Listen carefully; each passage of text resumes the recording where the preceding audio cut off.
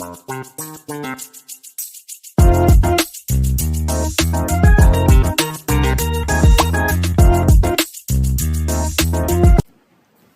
pessoal, e nessa aula, falando sobre sinais analógicos, eu vou tratar um pouco do tema do tipo de dados que o CLP recebe, tá? Então, na imagem vocês veem aqui que nós temos vários tipos de dados de acordo com a norma IEC 61131, tá? Por que isso aqui é importante para vocês entenderem como é que isso aqui vai chegar no CLP, tá? Porque o sinal analógico, como a gente vem tratando aqui, ele vai variar de 0 a 10 volts, 0 a 5 volts, 4 a 20 mA e assim por diante, tá? Como aqueles outros que a gente já tinha comentado. Porém, o CLP não entende esse sinal como sendo esses valores, tá? Então, para que vocês façam isso de uma forma correta, é preciso entender essa tabela aqui e mais outros dados que existem. Aqui é uma tabela um pouco resumida, mas já dá uma ideia do que nós temos aqui. Por exemplo, quando a gente tem um sinal booleano, ele apenas tem dois estados, ou ele está 0 ou ele está 1. Então você não precisa de um valor grande de memória para usar isso aqui, tá? Ou seja, o CLP vai ter uma entrada digital que vai estar ou usando o sinal chegando lá 0 quando estiver desligado, ou 1 quando estiver ligado. Já se eu tiver esse sint ou short integer, significa que eu tenho um inteiro curto, tá? E esse inteiro curto, ele vai de 0 a 255. O que quer dizer isso aqui, ó? Se eu pegar uma calculadora e colocar para vocês verem aqui, eu tenho agora, por exemplo, a calculadora, pode ser essa aqui mesmo, vou colocar ó, 2, que é a base do número decimal, elevado a 8 bits, tá? Por isso que é inteiro curto aqui, ó. Então, se eu colocar 2 elevado a 8, deixa eu voltar aqui, 2 elevado a 8, eu vou ter aqui, ó, 256. É exatamente o que está aqui, do 0 até o 255, ou seja, eu tenho 256, tá? Então significa dizer o seguinte, que se eu tiver 8 bits num sinal analógico, eu consigo escrever apenas o número 256, que é justamente esse short inter que está aqui, tá bom? Agora, pessoal, se eu tiver um número inteiro, ou seja, 16 bits, nesse caso eu consigo escrever valores que vão do negativo ao positivo, tá? 16 bits, se a gente pegar aqui, seria 2 elevado a 16. Então, observe que vai dar o número 65.536. E é justamente esse número que está aqui. Se você pegar esse número e dividir por 2, olha que interessante. Você vai achar o 32.768, que é o que tem aqui, só que negativo. Então, quando você quiser ler números analógicos, né, sinais analógicos, que vão estar escritos no CLP, você vai usar o tipo de dado do tipo inteiro, tá? Chamado de integer. E esse sint é justamente isso. É a metade do número inteiro. Se o inteiro tem 16 bits, esse short integer tem 8 bits, tá bom? Agora, se eu quiser trabalhar com números do tipo dobro inteiro, a gente também tem essa possibilidade, que é chamado dobro inter, que é 32 bits. Esse 32 bits aqui também vai ter um número negativo e também vai ter um número positivo, tá? O que é que acontece? Se eu pegar esse número aqui de 32 bits e fizer aqui o mesmo cálculo que eu fiz, é só pegar 2 elevado a 32. Olha que número vai dar aqui, ó.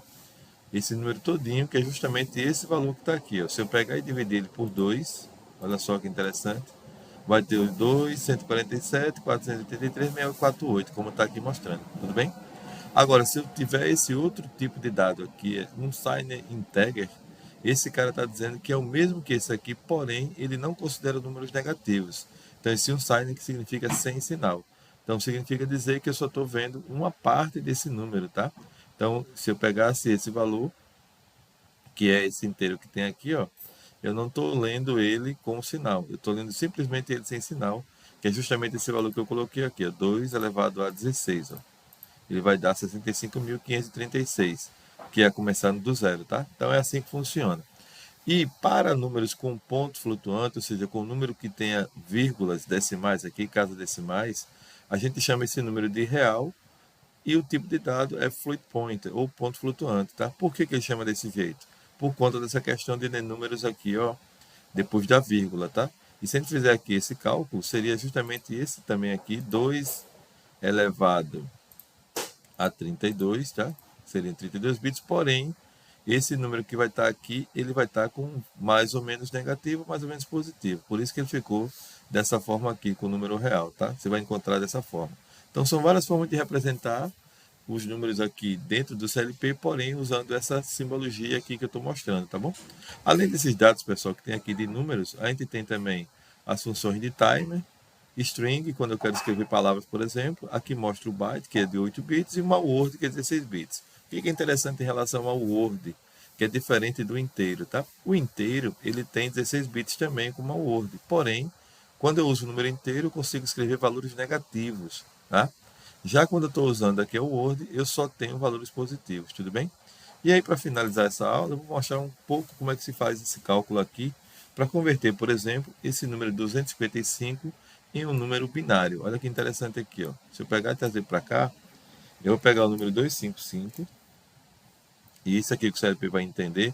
Por exemplo, se eu tiver um tanque aqui, ó, e esse tanque tiver aqui um valor de 500 milímetros aqui, 0, e aqui tiver 4 a 20 mA, esses 500 milímetros aqui não são possíveis de serem entendidos no CLP.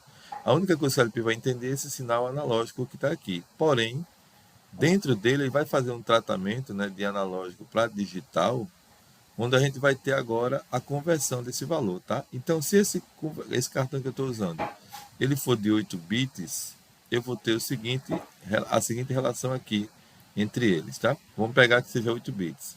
A gente viu que 8 bits é 2 elevado a 56, tá? Então, eu vou pegar aqui o número 256 e vou dividir aqui por 2, tá? Então, 256 dividido por 2, deixa eu pegar aqui a calculadora. 256 dividido por 2 vai dar 128, tá? Então aqui a gente vai encontrar 128. Isso aqui, 128 vezes 2 vai dar 0. Aí eu vou continuar a divisão por 2, tá? Sempre, pessoal, para converter em bits, a base é sempre 2, tá? Que é a base binária, que é a base dos bits que eu tenho aqui, ó. Sempre dois estados que eu posso ter, tudo bem? Então vamos lá. Dividindo 128 por 2 de novo, a gente vai achar 64. 64 vezes 2 dá 128. Se eu dividir por 2 novamente, vai dar 32. 32 60 vezes 2 dá 64. E aqui, dividindo por 2 novamente, eu vou encontrar 16. 16 vezes 2 dá 32. 0 novamente. Por 2 novamente eu vou encontrar 8. 8 vezes 2, 16, dá 0. Por 2 novamente eu vou encontrar 4. 4 vezes 2, 8, para 8, 0. Por 2 aqui, vou encontrar 2. 2 vezes 2, 4. Para 4, 0. E aqui, por 2 novamente, eu vou encontrar 1. 1 vezes 2, 0. Então, esse número 256 aqui, que vocês encontraram, fazendo a leitura daqui para lá, ó, o que eu vou ter aqui? Ó? Eu vou ter esse número binário aqui, que é equivalente a 1. Quantos zeros nós temos? 1, 2, 3, 4, 5, 6, 7, 8 zeros. Ou seja, eu vou ter essa condição aqui. 1, 2, 3, 4, 5, 6, 7, 8. Então, o CLP, quando eu encontrar, por exemplo, nessa configuração aqui, que eu encontrar 20 mA, eu estou equivalendo esse valor ao número 256, que equivale em binário isso aqui.